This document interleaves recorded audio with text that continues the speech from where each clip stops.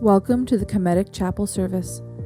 This series is an active service for kemetics, pagans, and any others who feel drawn to the Netjeru. There is a theme for each episode. These themes will include gods, an aspect of kemeticism, or inspiration from ancient Egypt. You are invited to light a candle, incense, and give offerings when those actions come up in service. However, this is completely optional and only suggested to add to your own personal experience of the service at home. The service today will center on the Duat. We will begin with opening prayer. Please be comfortable and breathe. You are invited to light a candle at this time.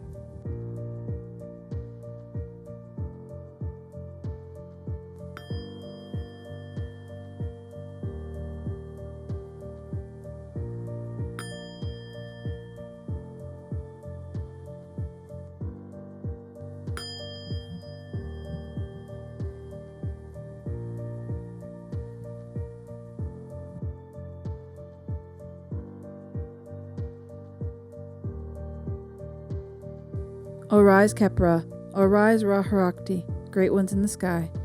Sekhmet rages for you, Bast reveres you, Wadjet protects you, Nekbet cares for you, and Jehudi toils for you every day. The lions are at your sides, the valley before you.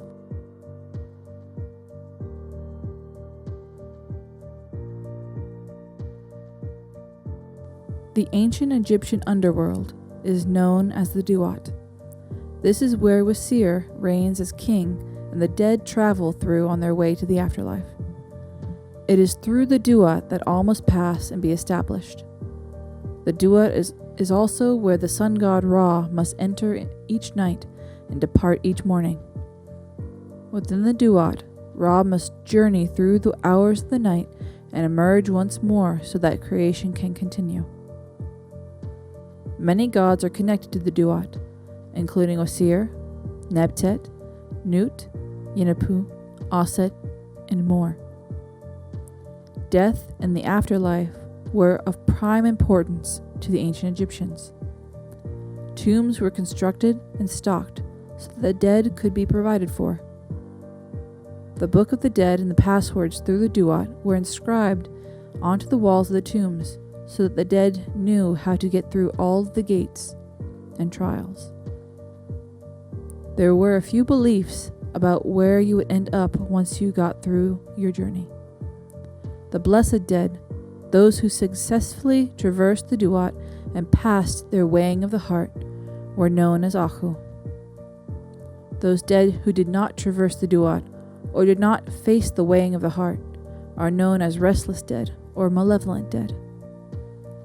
The Ahu were thought to be able to ascend into the sky to become stars among the gods. There was the possibility of being eternally on Ra's bark, moving through the sky with him each day. There was also the concept of the Field of Rushes, which was a place in the Duat that was akin to paradise, a place where one could live as if in the living world, but there was no struggle to thrive. There was only the appreciation of your life, your experiences, and the world around you. As mentioned, Wasir rules the Duat. It is by Wasir that all the Ahu are well tended to. Wasir also oversees the final test of the dead, known as the weighing of the heart. This is a classic scene where the heart of the deceased is placed on one end of the scale and the feather of Ma'at is placed on the other side. If the heart weighs more than the feather, it represents a dubious person. The heavy heart holds guilt and must then indicate the wrongs this person did. Should the heart be heavier than the feather, it is fed to Amut, the demon of the underworld, who devours. She is the demon beside the scales, with the head of a crocodile, the body of a lion, and the rump of a hippo. Once she devours a person's heart, that person ceases to exist, even in the Duat. Should the heart be lighter than the feather, the person is sent on into their afterlife. There is a catch, however. Yinapu is the god who weighs the heart. He is depicted balancing the scales and holding the plumb bob, the mechanism which ensures its balance. It is thought that in this way, Yinapu skews the scales so that no heart is heavier than the feather. The Duat is a place we must all face eventually. The passwords and gates will await us. Yet, there are those who ensure our survival, and there are those in the Duat who await us. You are invited to light incense and give offerings at this time.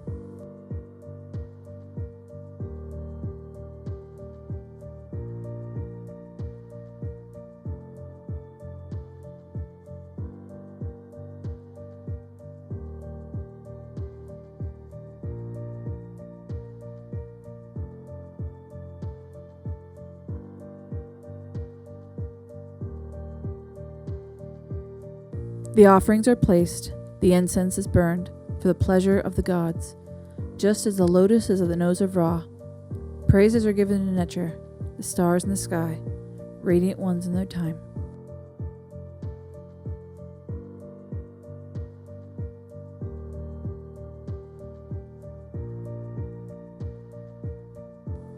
O you splendid ones who dwell in the Duat, O you gods and spirits who tend to the Duat, be praised, be joyful, for your names live forever.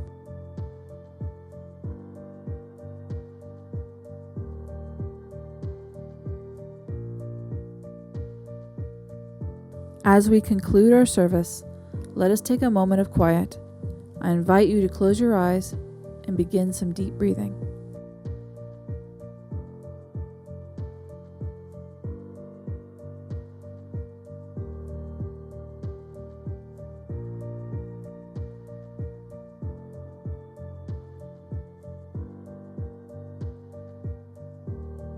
Today we have connected with the gods and ancestors. We have actively sought their presence in our day. We have engaged in the active participation and establishment of Ma'at. Our breath is restored to us by the Netjeru. May we use it well.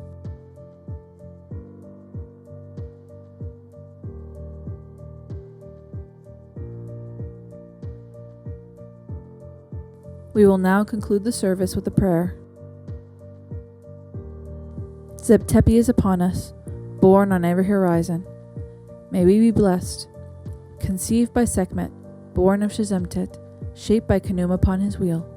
The Netjeru hear our prayers, nourished by Ma'at.